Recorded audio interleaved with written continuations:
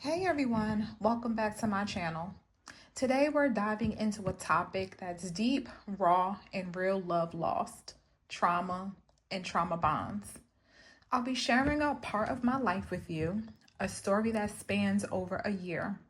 And let me be clear, this isn't for entertainment. This is about awareness, for healing, for reflection, and maybe even for someone who needs to hear they're not alone. So let's jump on in. I'm calling this chapter Jealousy, Alcohol, and Emotions. As we packed up my mother's home to head back to North Carolina, it became clear that we had overstayed our welcome by 6 months. Still, it felt worth it at the time. We were getting to know each other better, and despite what we had gone through and what had happened at a recent family gathering, I chose to hold on to see where life might lead us. Once we got back to North Carolina, I dropped him off where he had been staying so he could collect his things. He ended up moving into a hotel for a few weeks while I got my house in order, talked to my kids, and planned how to introduce him into my life in a more official way. The next day, we both went to work. And like always, we stayed connected, calling, texting all day long. He worked in construction. I was in the medical field, but we always made time for each other. I told him I wanted to introduce him to my kids at the park, somewhere open and casual. At the time, my son was 22 and my daughter was 16. We met at the park and instantly there was a connection. We all decided to go to Dave and Buster's so they can get to know him better, and honestly, it felt like a family. Even though a part of my family was missing, I felt loved again. That night, I dropped him off and went home. The next day, we talked about him moving in. I checked with my kids first, especially my daughter, since she still lived with me, and they were okay with it. We got his things out of storage and moved him in. I was on cloud nine, y'all. I'm not gonna lie. I was in love. He cooked, he cleaned, rubbed my feet, did laundry, fixed things around the house, brought groceries. He was kind, caring, smelling, amazing, and sex was amazing. I was deep in it. But then I started to notice his phone constantly buzzing calls, texts nonstop. When I asked him about it, he told me there were women he used to talk to, but he had blocked them. Somehow they kept finding ways to reach out. At first, I didn't think much of it. I have male friends too, and even gave his phone with his password to reassure me. When I checked the messages, they were innocent, nothing sexual, no flirting, but it still made me uncomfortable. I told him how I felt, but that triggered something in him. So, for the sake of peace, I stopped bringing it up. I left the house that day and took a walk to clear my mind.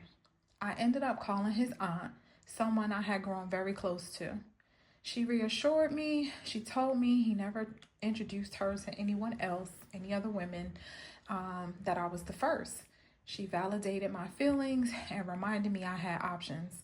But of course, I stayed. Crazy, I know, but crazy in love I was. We moved on that day. The next morning, he started his new job in North Carolina, and I continued working from home. Things felt like they were finally settling in until my son came over. Now, if y'all know my son, you know he's brilliant, full of life, and lives with ADHD and bipolar disorder. He and his girlfriend came by because he was upset he hadn't been paid for a job he worked on. He was venting. It was emotional, intense, but it wasn't directed at me. What my partner heard from upstairs was yelling, and he came down like a storm, yelling at my son and telling him not to speak to me like that. But he didn't understand my son wasn't yelling at me, he was yelling about the situation. It escalated, they argued, and my son stormed out. This was the second time they've even interacted, and already there was tension. Later that night, my partner left to get a bottle of Aristocrat vodka, the cheapest, strong, and honestly the most dangerous vodka to drink. That day, he had been sipping Guinness, smoking weed, and now adding vodka to the mix. I hadn't seen him at all like this before. And when he drank, he didn't get sleepy. He got mean, pushed my buttons, made me uncomfortable. It's like he was an Energizer bunny. He kept going and going and he didn't stop.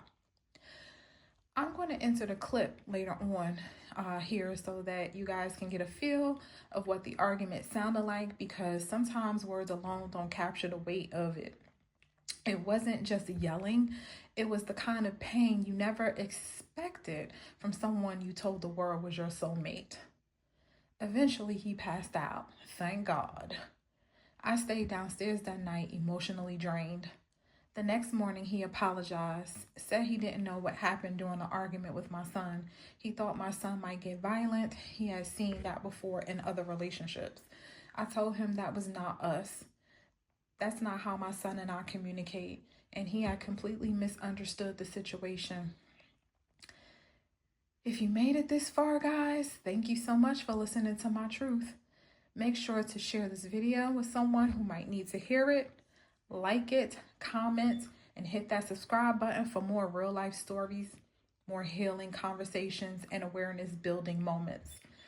Until next time, stay safe, stay aware, and stay healing. The fuck out of here. So hang on your string, my nigga. The fuck out of here. Hang on, I don't care. Blame it on my liquor. Blame it on, no. Blame it, because I'm not drinking liquor. Blame it on my beer and blame it on my fucking weed. The fuck out of here, son. I'm done with it. So I'm not dumb, nigga. So why don't you leave? I am. Why Say not that. now? No. Make it easier for you. You don't need a nigga like me. I don't need a nigga. I need a man. Exactly. I'm not a man. I don't pay no money. I don't do these things. But you don't. Exactly. I don't. You don't. I don't. We already had that discussion. I'm a real ass, straight ass nigga. The fuck out of here. So go do you.